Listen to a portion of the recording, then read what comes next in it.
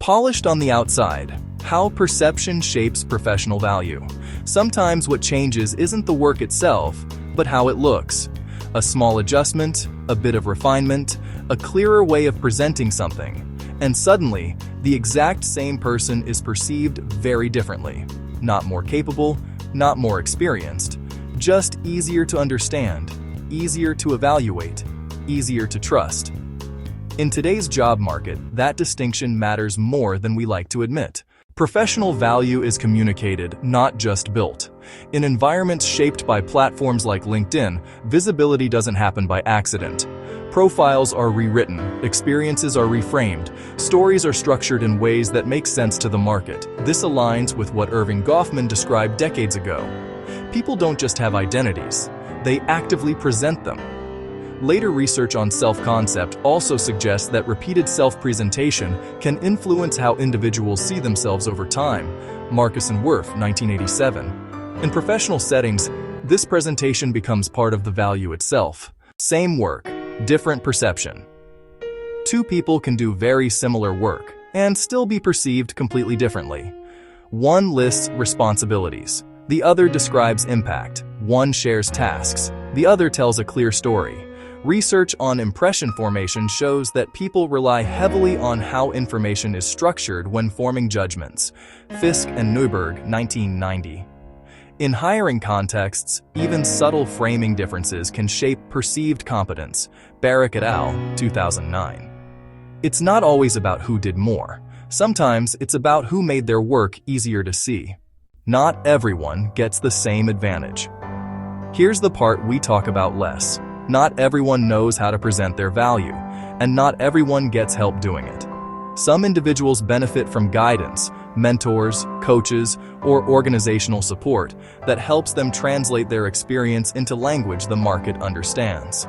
Others navigate this alone. This creates an asymmetry that goes beyond skills. Research on social capital highlights how access to networks and guidance influences career outcomes. Bourdieu, 1986, Lin, 1999. It's not just what you know, it's also how your work is interpreted. Between authenticity and optimization. Of course, this raises a natural question. Where is the line between presenting your value and reshaping it? Research on impression management, Leary and Kowalski, 1990, suggests that managing how we are perceived is a normal and often necessary part of social interaction. In professional environments, this becomes more intentional due to competition and limited attention. At the same time, studies on authenticity at work indicate that alignment between self-presentation and internal identity is linked to well-being and performance. Cable et al., 2013. The challenge isn't whether to present yourself, but how to do it without losing alignment. A practical take. For individuals, career growth isn't only about gaining experience, it's also about learning how to communicate it, translating tasks into impact, structuring narratives clearly, and aligning language with expectations can significantly influence outcomes. Research on career signaling supports this idea, showing that how information is presented affects employer interpretation. Spence, 1973. For organizations, the implication is equally important. Strong presentation does not always equal stronger capability. Evaluation processes should account for this gap to avoid overlooking less visible talent. In my work, I often meet highly capable professionals who struggle to move forward, not because they lack experience, but because their value isn't clearly presented. Small shifts in framing, how achievements are described, how stories are structured, can significantly change how they are perceived. Not because anything changed, but because now it can actually be seen. Conclusion. The work matters, but the way it's presented often determines whether it's recognized.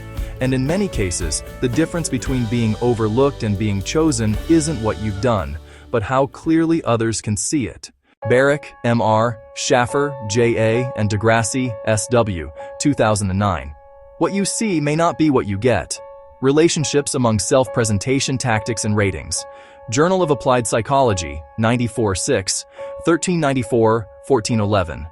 Bourdieu, P. 1986. The Forms of Capital. In Handbook of Theory and Research for the Sociology of Education. Cable, D.M., Gino, F. and Stotz, B.R., 2013.